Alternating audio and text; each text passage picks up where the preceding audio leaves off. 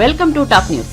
అంటరానితనంపై తిరుగుబాటు, విప్లవం, స్వాతంత్ర పోరాటాలకు ఉమ్మడి రూపమే మన బాబాసాహెబ్ అంబేద్కర్ అని ముఖ్యమంత్రి వైఎస్ జగన్మోహన్ రెడ్డి పేర్కొన్నారు. స్వాతంత్ర్యం వచ్చిన 77 ఏళ్ల తర్వాత కూడా అలాంటి పరిస్థితులు వేర్వేరు రూపాల్లో ఇవాళ్టికి ఉన్నాయని, పెత్తందారి పోకడలతో అంటరానితనం వివక్ష రూపం మార్చుకుని సంచరిస్తున్నాయని చెప్పారు. విజయవాడ నడిబొడ్డున స్వరాజ్య మైదానంలో దేశానికి తలమానికంగా నిర్మించిన రాజ్యాంగ రూపశిల్పి, భారతరత్న డాక్టర్ బిఆర్ అంబేద్కర్ 206 అడుగుల ఎత్తైన సామాజిక న్యాయ మహాశిల్పం విగ్రహాన్ని సీఎం జగన్ శుక్రవారం రాత్రి జాతికి అంకితం చేశారు.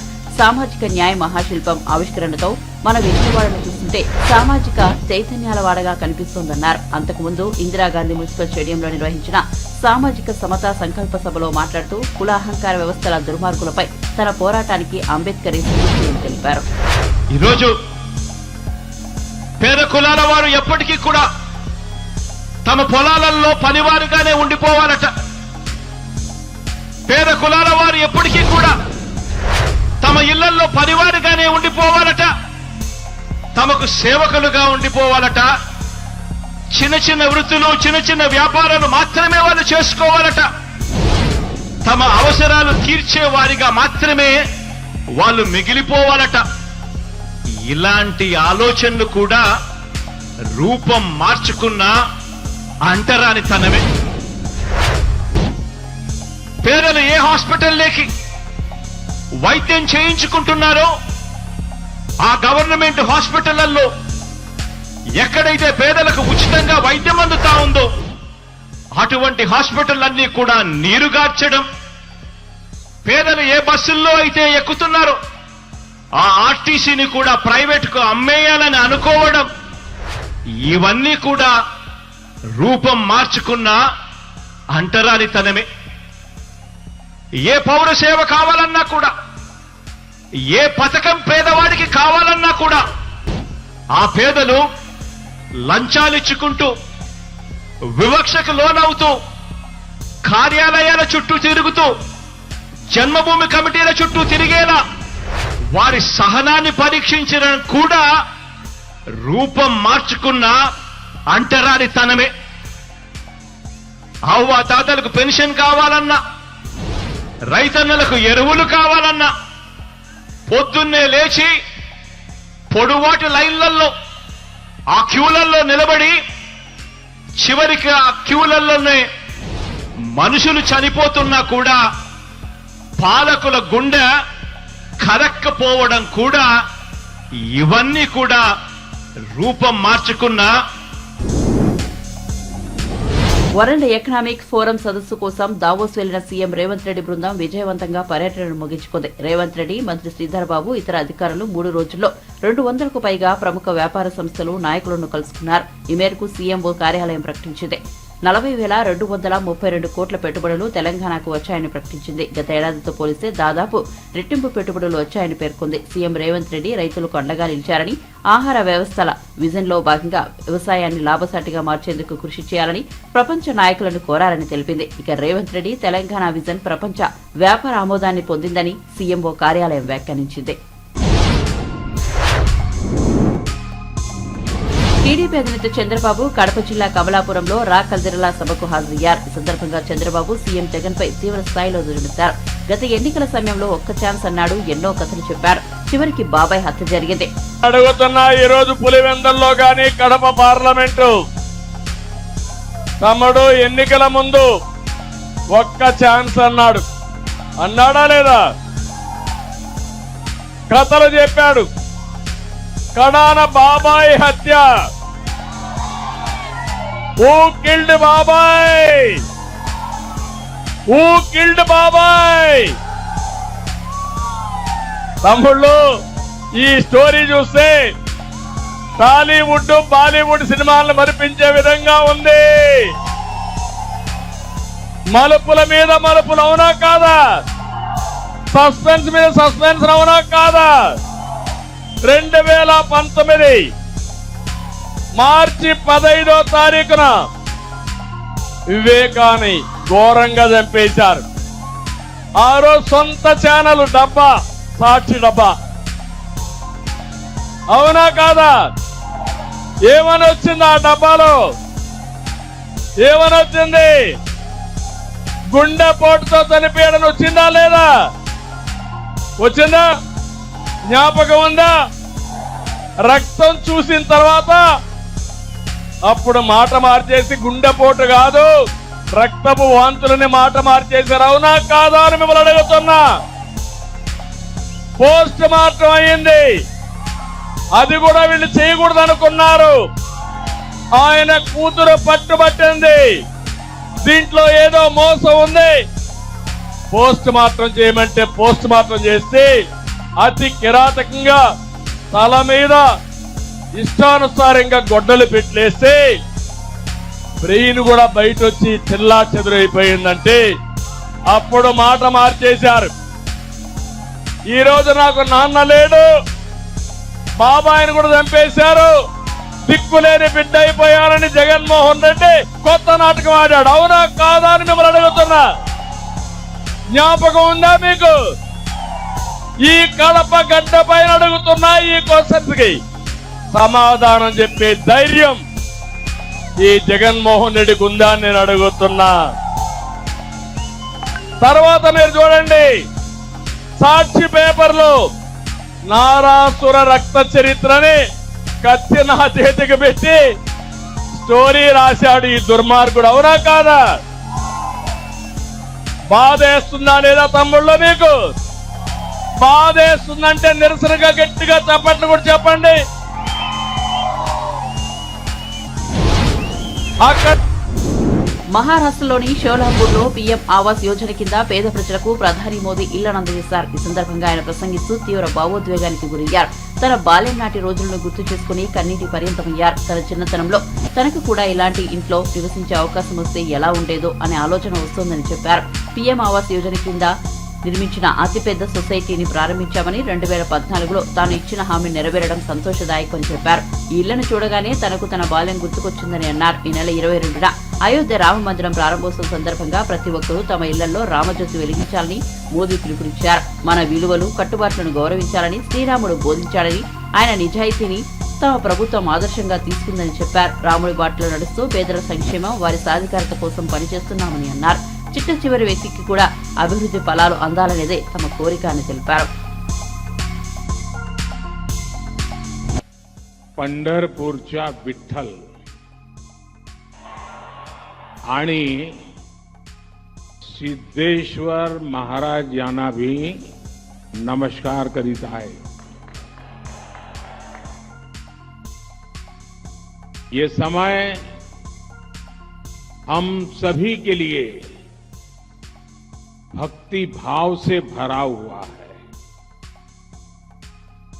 22 जनवरी को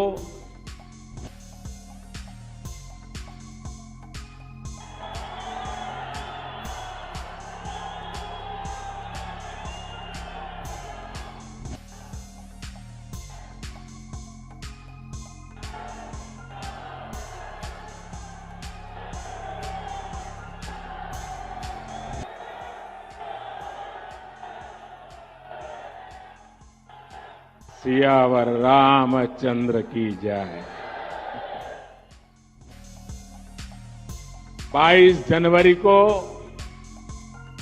वो ऐतिहासिक क्षण आने वाला है जब हमारे भगवान राम अपने भव्य मंदिर में विराजने जा रहे हैं.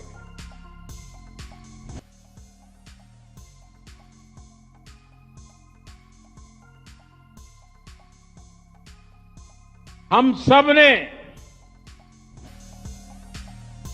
आराध्य के दर्शन टेंट में करने की दशकों पुरानी पीड़ा अब दूर होने जा रही है. राम मंदिर में प्राण प्रतिष्ठा से पहले कुछ संतों के मार्गदर्शन में मैं अपने नियमों में రాష్ట్ర ముఖ్యమంత్రి వైఎస్ జగన్మోహన్ రెడ్డి విజయవాడలో ప్రపంచంలోనే అతిపెద్ద డాక్టర్ బాబాసాహెబ్ అంబేద్కర్ విగ్రహం ఆవిష్కరిస్తుంటే ఈనాడు రామోజీరావు, ఆంధ్రజ్యోతి, ఎల్లో మీడియా అధిపతులు ఓర్వలేకపోతున్నారని రాష్ట్ర సాంఘిక సంక్షేమ శాఖ మంత్రి మేరుగు నాగార్జున దుర్మెత్తారు. అంబేద్కర్ విగ్రహ ఆవిష్కరణ వేడుకపై విషం జిమ్ముతో శుక్రవారం ఈనాడు పత్రిక కథనం ప్రచురించడంపై వైఎస్సార్సీపీ నేతలు ఆగ్రహం వ్యక్తం చేశారు. మంత్రి నాగార్జున, ఎంపీ నందిగాం సురేష్, ఎమ్మెల్యే కైలే అనిల్ కుమార్ ఆధ్వర్యంలో శుక్రవారం తాడేపల్లిలోని వైఎస్సార్సీపీ కేంద్ర కార్యాలయం వద్ద ఈనాడు పేపర్ను చించివేసి పత్రికా ప్రతులను కాల్చివేశారు. ఈ సందర్భంగా మంత్రి మేరుగు నాగార్జున మాట్లాడుతూ దళితుల భూములను ఆక్రమించి ఫిలిం సిటీ కట్టుకున్న నీచుడు రామోజీరావు అని ధ్వజమెత్తారు. దుర్మార్గుడైన రామోజీరావు దళిత బంధువైన సీఎం వైఎస్ జగన్ పై విషం చిమ్మటం గర్హనీయమన్నారు. రామోజీరావు ఈనాడు పేపర్ను చంద్రబాబుకు తాకట్టు పెట్టి పత్రిక విలువలు మంటగలిపారన్నారు. ఆయన కులపోడు సీఎంగా లేనన్న కారణంతోనే రాష్ట్రంపై రామోజీ విషం చిమ్ముతున్నారని మండిపడ్డారు. రామోజీ నీ నీచపు రాతలపై జాలిస్తోందని వ్యాఖ్యానించారు. సీఎం వైఎస్ జగన్ పై ఈనాడులో రాసిన చెత్త రాతలపై రాష్ట్ర వ్యాప్తంగా వైఎస్సార్సీపీ శ్రేణులు నేతలు ఆగ్రహం వ్యక్తం చేస్తున్నారన్నారు. రామోజీ వయసుకు తగ్గట్టున్నట్టు నడుచుకోవాలని హితవు పలికారు. అవమానం చేసిన తీరు కూడా చూసాం చంద్రబాబు నాయుడు ప్రభుత్వంలో. నిజంగా ఆనాడు అస్పృశ్యత, అంటరానితనం అంటే ఏంటో, అవమానం చేయటం అంటే ఏంటో, మమ్మల్ని చూయించుకొని మా వ్యవస్థలను వాడుకోవటం ఏంటో కళ్ళకు అదే విధంగా చూసాం. ఆనాడు నిజ అసెంబ్లీలో అంబేద్కర్ గారి విగ్రహం పెడతారని చెప్పి వాళ్ళకి కష్టం వస్తే, వాళ్ళ కేసుల్లో ఇరుక్కుపోయినటువంటి అంశాలు చర్చకు వస్తూ ఉంటే, కాల్ మనీ, సెక్స్ రాకెట్ విషయాలు వస్తుంటే అది కాదు, చర్చ అంబేద్కర్ గారి విగ్రహం వైపు నడిపి ఆ విగ్రహాన్ని ఏర్పాటు చేస్తారన్నటువంటి పరిస్థితి నుంచి 5 సంవత్సరాల అధికారంలో ఉండినా ముళ్ల పొదల్లో విగ్రహాన్ని ఏర్పాటు చేస్తారని చెప్పినటువంటి చంద్రబాబు నాయుడు గారు విగ్రహాన్ని ఏర్పాటు చేయలేకపోయి చివరికి ఎక్కడ విగ్రహం ఉందయా అని చూద్దాం, ఆ వర్క్ ఏం చేస్తున్నారని మాలాంటి వాళ్ళు, గౌరవ ముఖ్యమంత్రి గారు ఆనాడు ప్రతిపక్షంలో ఉంటే వారి ఆదేశం మీదకు వెళ్తే మమ్మల్ని అరెస్ట్ చేయించినటువంటి తీరు చూశాం. విగ్రహం పోయింది, అంబేద్కర్ గారిని మోసం చేశారు, ఆ భావజాలాన్ని వాడుకున్నారు. అంబేద్కర్ గారు పూర్తిగా ఆంధ్రప్రదేశ్లో అవమానం చెందినటువంటి అంబేద్కర్ వీళ్ళంతా ఎదురు చూశాం. ఈ అవమానాన్ని తట్టుకోలేక ఎవరు మరలా అంబేద్కర్ గారిని భుజాన వేసుకోగలుగుతారని ఎదురు చూస్తే ఆంధ్రప్రదేశ్లో ఒక మనసున్నటువంటి వ్యక్తి, అంబేద్కర్ భావజాలం కలిగినటువంటి వ్యక్తి, అంబేద్కర్ గారి ఆలోచన విధానం పుణికిపుచ్చుకున్న వ్యక్తి జగన్మోహన్ రెడ్డి గారి రూపేణా ఆంధ్రప్రదేశ్లో మరలా ఈ రాష్ట్రానికి ముఖ్యమంత్రి అవటం, వారు తీసుకున్న గొప్ప నిర్ణయం, సాహసోపేత నిర్ణయం, అంబేద్కర్ గారి భావజాలం విరాజిల్లే విధంగా ఈరోజు విగ్రహాన్ని ఏర్పాటు చేసి ప్రజలకు అంకితం చేసినటువంటి దానికి భాగంగా గౌరవనీయులు పెద్దలు, మా పార్టీ సీనియర్ నాయకులు, రాజ్యసభ సభ్యులు పెద్దలు విజయసాయిరెడ్డి గారి చేతుల మీదుగా ఈరోజు ఒక బ్రోచర్ని, రాబోయే రోజుల్లో ఆ పోస్టర్ని, రాబోయే రోజుల్లో ఖచ్చితంగా మేమంతా అంబేద్కర్ వారసులం, అంబేద్కర్ భావజాలం ఈ రాష్ట్రంలో అవసరం, దానికి ప్రధాన భూమిక పోషిస్తున్నటువంటి జగన్మోహన్ రెడ్డి గారి వెంట నడుస్తామనే సంకేతం. ఆయన భావజాలం విరాజిల్లాలంటే మరలా జగన్మోహన్ రెడ్డి గారు అవసరం. రాబోయే రోజుల్లో ఈ రాష్ట్రంలో ఈ అంబేద్కర్ వారసుల్ని నా ఎస్టీ, నా బీసీ, మైనారిటీలు అన్న ఆ మైనారిటీలు చెప్పే ముఖ్యమంత్రి గారు ఒక ప్రక్క ఉంటే, అంబేద్కర్లను మోసం చేయడానికి మరొక ప్రక్క క్షుద్ర శక్తులన్నీ ఏకమవుతా ఉన్నాయి. వాటిని దరిచేరనియొద్దు. అంబేద్కర్ గారి భావజాలను రాష్ట్ర ప్రయోజనాలకు గొడ్డలి పెట్టుగా మారబోతున్న సాగునీటి ప్రాజెక్టుల వ్యవహారంపై ప్రభుత్వం తక్షణం దృష్టి పెట్టాలని మాజీ మంత్రి తన్నీర్ హరీష్ రావు అన్నారు. ఉమ్మడి సాగునీటి ప్రాజెక్టుల కేంద్రం చేతిలోకి వెళ్తాయనే వార్తలు ఆందోళన కలిగిస్తున్నాయన్నారు. శుక్రవారం ఎమ్మెల్సీ దేశపతి శ్రీనివాస్ తో కలిసి తెలంగాణ భవన్లో ఆయన మీడియా సమావేశం నిర్వహించారు. సరే, మేము ఇంతకాలం పాలనలో ఉన్నప్పుడు ఈ రాష్ట్ర ప్రయోజనాలు కాపాడడానికి శక్తివంచన లేకుండా బీఆర్ఎస్ పార్టీ ప్రయత్నం చేసింది. నిన్న నేను పొద్దున్నే పత్రికల్లో చూస్తే కొన్ని వార్తలు వచ్చినాయి. నెలలోగా ఉమ్మడి ప్రాజెక్టు కృష్ణా బోర్డు చేతికి అని కేఆర్ఎంకి అప్పచెప్తే శ్రీశైలంలో కరెంటు ఉత్పత్తి పరిస్థితి ఏం కావాలి మనం అని ఇంకొక పత్రిక రాసింది. మరి దీని ఫలితంగా ఏపీకి లాభం, తెలంగాణకు నష్టం జరిగే ఛాన్స్ అని కూడా పత్రికలు తమ కథనాలు రాశారు. అంతేకాకుండా ఇంకొక పత్రిక అయితే కృష్ణా జలాల హక్కుల పరిరక్షణలో ఫలించిన సీఎం జగన్ కృషి, అంటే ఆంధ్రప్రదేశ్కి మేలు జరుగుతూ ఉంది అంటే తెలంగాణకు నష్టం జరుగుతుందని కదా అని అక్కడ ఆంధ్రప్రదేశ్కి అనుకూలంగా ఈ నిర్ణయాలు జరుగుతున్నాయని చెప్పి కూడా ఇంకొక పత్రిక రాశారు. ఇంకా చాలా కథనాలు పత్రికల్లో వస్తూ ఉన్నాయి. ఈ విషయం ఏంటి, ఈరోజు ఉమ్మడి ప్రాజెక్టులన్నింటినీ కూడా కేఆర్ఎంబీకి అప్పచెప్పడానికి నిన్నగాక మొన్న ఢిల్లీలో జరిగినటువంటి సమావేశంలో ఒప్పుకున్నారని, ఈ ప్రాజెక్టులన్నీ కేఆర్ఎంబీ పరిధిలోకి పోతున్నాయని చెప్పి వార్తలు వచ్చాయి. అంటే కేంద్ర జలవనరుల శాఖ మొన్న జరిగినటువంటి మీటింగ్లో ఆంధ్రప్రదేశ్, తెలంగాణకు చెందినటువంటి ఇరిగేషన్ అధికారులందరూ కూడా ఢిల్లీకి వెళ్ళారని, ఆ మీటింగ్లో ఈ కంబైన్డ్ ప్రాజెక్ట్స్ అన్ని కూడా వెంటనే వారం రోజుల్లోగా కేఆర్ఎంబీకి అప్పచెప్పుతూ ఒక నిర్ణయం తీసుకున్నారని చెప్పి పత్రికల్లో వార్తలు వచ్చాయి. మరి ఈ ప్రాజెక్టులన్నీ కేఆర్ఎంబీకి అప్పచెప్పితే అది తెలంగాణకు తీవ్రమైనటువంటి అన్యాయం జరిగేటువంటి అవకాశం ఉంది. వాస్తవానికి ఈ విషయం కేఆర్ఎంబీ 15 జూలై 2021లోనే ఒక నోటిఫికేషన్ ఇచ్చింది, ఈ ప్రాజెక్టులన్నీ కూడా కేఆర్ఎంబీకి అప్పచెప్పాలని. కానీ దాన్ని తీవ్రంగా అప్పుడు మేము వ్యతిరేకించాము. మీరు డైరెక్ట్ గా కేఆర్ఎంబీకి అప్పచెప్పడానికి వీలు లేదు. దాన్ని అప్పటి నుంచి కూడా జరుగుతున్నటువంటి బోర్డు మీటింగ్స్ లో అటు ఆంధ్రప్రదేశ్, అటు కేఆర్ఎంబీ అంటే కేంద్ర ప్రభుత్వ అధికారులు దీన్ని అప్పచెప్పాలని ఒత్తిడి తెస్తూనే వచ్చారు. ప్రతి బోర్డు మీటింగ్ లో కూడా అటు కేంద్ర ప్రభుత్వం, ఇటు ఆంధ్రప్రదేశ్ ప్రభుత్వం ఇది వెంటనే కేఆర్ఎంబీకి అప్పచెప్పాలి అని వాళ్ళు మా మీద ఒత్తిడి పెంచేటువంటి ప్రయత్నం చేసినారు. కానీ ఆ రోజు మనం చాలా స్పష్టంగా చెప్పాము, ఇట్లా మేము ఏకపక్షంగా అప్పచెప్పడానికి సిద్ధంగా లేము. మా తెలంగాణ ప్రయోజనాలను కాపాడుతూ మాకు తెలంగాణకు న్యాయబద్ధంగా రావాలి. చాలా కాలంగా రాజకీయాలకు దూరంగా ఉన్న మాజీ మంత్రి కొనతాల రామకృష్ణ మళ్లీ రాజకీయాల్లోకి వచ్చేందుకు సంసిద్ధులవుతున్నారు. ఈ క్రమంలో హైదరాబాద్ వెళ్లిన కొనతాల జనసేనాని పవన్ కళ్యాణ్ తో చర్చలు జరిపిన అనంతరం విశాఖకు తిరిగి వచ్చారు. ఆయనకు విశాఖ విమానాశ్రయంలో మద్దతుదారుల నుంచి ఘన స్వాగతం లభించింది. ఈ సందర్భంగా కొనతాల మీడియాతో మాట్లాడుతూ పవన్ తో అన్ని విషయాలు మాట్లాడారని, వాటిపై తన శ్రేయోభిలాషులతో చర్చిస్తారని తెలిపారు. ముందు ఏ పార్టీలో చేరాలో నిర్ణయించుకుంటారని, ఎంపీగా పోటీ చేయాలో, అసెంబ్లీ బరిలో దిగాలో ఆ తర్వాత నిర్ణయించుకుంటానని చెప్పారు. ఈ నెల 21న తన మద్దతుదారులతో అనకాపల్లిలో సమావేశమవుతున్నారని, తాను ఏ పార్టీలో చేరబోయేది ఆ రోజు చెబుతానని వెల్లడించారు. నిర్ణయాలు తీసుకోమని చాలా కాలంగా వారి సూచనల మేరకు, వారి సలహాల మేరకు ఈ మధ్య 1వ తారీఖున జనవరిని త్వరలోనే ఒక నిర్ణయం ప్రకటించడం జరుగుతుందని వారికి చెప్పడం జరిగింది. వారందరి సూచనలు, వారందరి అభిప్రాయాల మేరకు హైదరాబాద్ వెళ్ళడం జరిగింది. జనసేన అధ్యక్షులు పవన్ కళ్యాణ్ గారిని కలవడం జరిగింది. వారితో వివిధ విషయాల మీద చర్చలు కూడా జరపడం జరిగింది. వారితో ముఖ్యంగా ఆంధ్ర అభివృద్ధి విషయంలో కానీ, పోలవరం ప్రాజెక్టు, స్టీల్ ప్లాంట్ విషయంలో,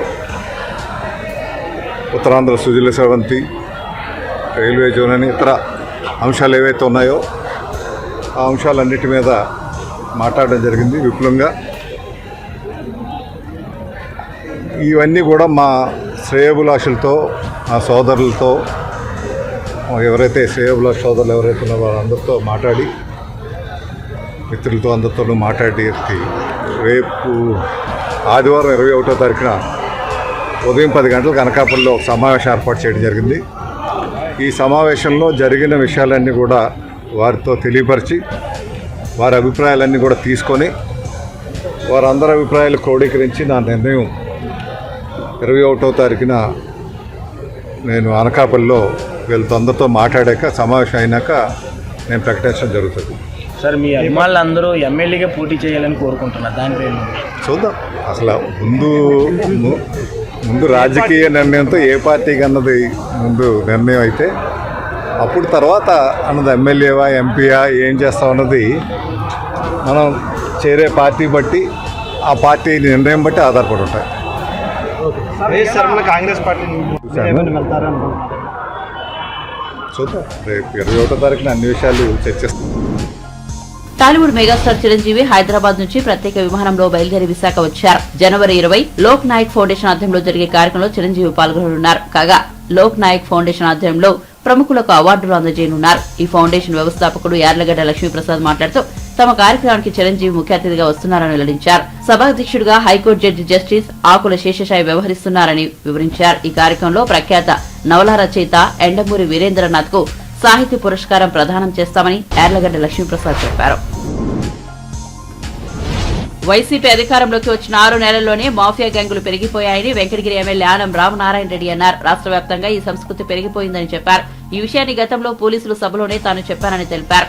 తాను ఆ వ్యాఖ్యలు చేసినప్పటి నుంచి తనపై కక్ష కట్టారని చెప్పారు. వెంకటగిరి నియోజకవర్గ అభివృద్ధి కోసం తాను ఏం కోరినా పట్టించుకోవడం లేదని ఆనం అన్నారు. తన అభ్యర్థులన్నింటినీ చెత్తపుట్టులో పడేస్తున్నారని ఆవేదన వ్యక్తం చేశారు. సోమశిల, స్వర్ణముఖి, లింక్ కాలువకు నిధులు, వెంకటగిరిలో 100 పడకల ఆసుపత్రి నిర్మాణానికి నిధులు కావాలని అడిగినప్పటికీ ఎలాంటి స్పందన లేదని చెప్పారు. గ్రామ పంచాయతీలు, స్థానిక సంస్థలకు నిధులు కావాలని అడిగితే తన ప్రజలను ఇబ్బంది పెడుతున్నారని విమర్శించారు. ప్రజాస్వామ్య పరిరక్షణకు నాంది పలికింది ఉమ్మడి నెల్లూరు జిల్లానని ఆనం చెప్పారు. ఈ జిల్లా నుంచి 3 ఎమ్మెల్యేలను అధికార వైసీపీని వీడి టీడీపీ అధినేత చంద్రబాబు వెంట నడిచేందుకు వచ్చామని తెలిపారు. వెంకటగిరిలో నిర్వహించిన రా కదిరా సభలో మాట్లాడుతూ ఆనం ఈ వ్యాఖ్యలు చేశారు. రాజకీయ ఉద్యమం ప్రజాస్వామ్య పరిరక్షణకి ఇవాళ నెల్లూరు జిల్లానే దానికి ముందు నాంది పలికింది అని చెప్పి నేను మీకు మనవి చేస్తున్నా. చంద్రబాబు నాయుడు గారి పిలుపు మేరకు మొత్తం ఆంధ్రప్రదేశ్ రాష్ట్రంలో 3 శాసనసభ్యులు జగన్మోహన్ రెడ్డిని తిరస్కరించి చంద్రబాబు నాయుడు గారితో తెలుగుదేశం పార్టీలో నడవడానికి ముందుకొచ్చింది కూడా నెల్లూరు జిల్లా. దేనికి బయటకు వచ్చామో ఆ పార్టీ వదిలి జగన్మోహన్ రెడ్డి నాయకత్వాన్ని వదిలంటే గెలిచిన 6 మాసాలకే ఈ జిల్లాలో, ఈ రాష్ట్రంలో మాఫియా గ్యాంగులు పెరిగిపోయాయి. మన ఇక్కడ బెటాలియన్లోనే నేను మాట్లాడాను, పోలీసు ప్రోగ్రాంలోనే మాట్లాడాను. అయ్యా నెల్లూరే కాదు రాష్ట్రమంతా మాఫియాలు పెరిగిపోయాయి, ఎక్కడ పట్టినా మాఫియాలు అయిపోయాయి, ఇది కాదు మన ప్రభుత్వ విధానం అని అప్పటి నుంచి కక్ష కట్టి వెంకటగిరికి ఏ పని కావాలన్నా ఎత్తి చెత్తబుట్టలో వేయడమే. నేను అడిగింది ఏం అడిగాను వాళ్ళని, నాకేం పదవి ఇమ్మని అడగలేదు. వెంకటగిరిలో 100 పడకల ఆసుపత్రి పెట్టండి అని అడిగాను, బుట్టలో వేశారు. సోమశిల, స్వర్ణముఖి, లింక్ కాలువ ఇది నాది కాదు. నేను బొజ్జల గోపాలకృష్ణారెడ్డి ఆనాడు ఇరిగేషన్ మంత్రిగా బాబు గారితో పనిచేసిన తుమ్మల నాగేశ్వరరావు అందరం కలిసి రూపొందించిన ఈ యొక్క సోమశిల, స్వర్ణముఖి లింక్ కాలువకి నిధులు ఇవ్వండి అంటే దాన్ని బుట్టలో వేశారు. బాబు గారి హయాంలోనే ఆల్తూర్పాడు రిజర్వాయర్ ఇచ్చి తెలుగు గంగకు పైన ఉన్నటువంటి వెంకటగిరి, దక్కిలి, ఏర్పేడు, తిరుపతి, రేణిగుంట ఇక్కడి వరకు ఉన్న గ్రామాలకి త్రాగునీరు, సాగునీరు ఇవ్వండి అంటే అది కూడా బుట్టలో వేశారు. ఇక్కడ ఉన్నటువంటి ఇండియన్ ఇన్స్టిట్యూట్ ఆఫ్ హ్యాండ్లూమ్ టెక్నాలజీకి స్కిల్ డెవలప్మెంట్ కాలేజ్ ఇవ్వండి అంటే దాన్ని బుట్టలో వేశారు. ఇక గ్రామ పంచాయతీల డబ్బులు తినేశారు, సమితుల డబ్బులు తినేశారు, మండలాల డబ్బులు తినేశారు. ఇది ఎక్కడ అన్యాయం అయ్యా? వాళ్ళ డబ్బు వాళ్ళకి ఇవ్వండి అని అడిగితే కక్ష కట్టి నా మీద వెంకటగిరి నియోజకవర్గ ప్రజలని ఇబ్బంది పెట్టిన పార్టీ ఈ వైఎస్ఆర్ కాంగ్రెస్ పార్టీ, ఈ రాష్ట్ర ముఖ్యమంత్రి జగన్మోహన్ రెడ్డి అని చెప్పి చెప్పక తప్పదు. బయటకి వచ్చేటువంటి వాళ్ళల్లో మొట్టమొదట బయట అడుగు పెట్టినటువంటి వ్యక్తిని నేనే అని చెప్పి నేను మీ అందరికీ మనవి చేస్తున్నాను. ఇది నేనేదో తప్పు చేశానో, నేనేదో మోసం చేశానో అనుకోవడం లేదు. సామాన్య ప్రజల యొక్క భవిష్యత్తుకి సరైన మార్గం కావాలంటే భవిష్యత్తులో తెలుగుదేశం, జనసేన నాయకత్వం, చంద్రబాబు నాయుడు గారు ముఖ్యమంత్రిగా ఈ రాష్ట్రాన్ని పరిపాలిస్తేనే ఈ ప్రాంతం అభివృద్ధి చెందద్దు అని నమ్మకంతో ఈ పని చేయడం జరిగింది. 2 సంవత్సరాలు 3 సంవత్సరాలు అయిపోయింది. సోమశిల ప్రాజెక్టు కొట్టుకుపోయే పరిస్థితి. ఈ రోజుకు ₹1 ఖర్చు పెట్టాలి. ఏమని అడిగితే నిధులు లేవంటారు. అన్నమయ్య ప్రాజెక్టు కొట్టుకుపోయింది. ఇవాళ సోమశిల ప్రాజెక్టుకి అదే పరిస్థితి. సోమశిల ప్రాజెక్టు లేదే వెంకటగిరికి త్రాగడానికి కూడా మంచినీళ్ళు లేవు. కాబట్టి సోమశిల ప్రాజెక్టుని పునర్నిర్మాణం చేయాలి, తెలుగు గంగ ప్రాజెక్టును చేయాలి. అప్పుడే ఈ ప్రాంతం సస్యశ్యామలం అవుతుంది, రైతాంగానికి ఉపయోగపడుతుంది. అలాగే కాళహస్తి ఏర్పేడు ప్రాంతాలకి సాగునీరు త్రాగునీళ్లు ఇవ్వడానికి అవకాశం ఉంటుందని చెప్పి తెలియజేస్తూ మీ అందరి ఆశీస్సులు తెలుగుదేశం జనసేన పార్టీకి అందించండి. ఈ రాష్ట్రంలో తెలుగుదేశం జనసేన కూటమి గెలవాలి, చంద్రబాబు నాయుడు గారు ముఖ్యమంత్రి కావాలనేటువంటి ఏకైక లక్ష్యంతో కలిసి పనిచేద్దాం, చేయి చేయి కలుపుదామని చెప్పి మిమ్మల్ని అందరినీ కోరుతూ సెలవు తీసుకుంటాను. జై హింద్. ఏపీలో నకిలీ ఓటర్ కార్డుల వ్యవహారంపై ఈసీ కఠిన చర్యలకు ఉపక్రమించింది. ఈసీ ఆదేశాలతో అన్నమయ్య జిల్లా కలెక్టర్ గిరీషాను ఏపీ ప్రభుత్వం సస్పెండ్ చేసింది. సస్పెండ్ కాలంలో విజయవాడను వదిలి వెళ్లవద్దని గిరీషాను రాష్ట్ర సీఎస్ ఆదేశించారు. గతంలో తిరుపతిలో ఓటర్ కార్డుల డౌన్లోడ్ ఘటన సమయంలో గిరీష ఆర్వోగా ఉండి లాగిన్ను దుర్వినియోగం చేశారని గిరీషాపై అభియోగం వచ్చింది. కాగా ఈసీ మరో ఐఏఎస్, ఐపీఎస్ పైన చర్యలు తీసుకునే అవకాశం ఉన్నట్టు తెలుస్తోంది. తిరుపతి ఉప ఎన్నిక సమయంలో నకిలీ ఓట్ల వ్యవహారం కలకలం రేపిన సంగతి తెలిసిందే. కేవలం గిరీష లాగిన్ నుంచే 30,000 నకిలీ ఓటర్ కార్డులు సృష్టించినట్టు గుర్తించారు. గిరీష తన లాగిన్ ఐడీ, పాస్వర్డ్ ని సిబ్బందికి ఇచ్చేయడంతో భారీ ఎత్తున నకిలీ ఓటర్ కార్డులు సృష్టించారని తెలిసింది.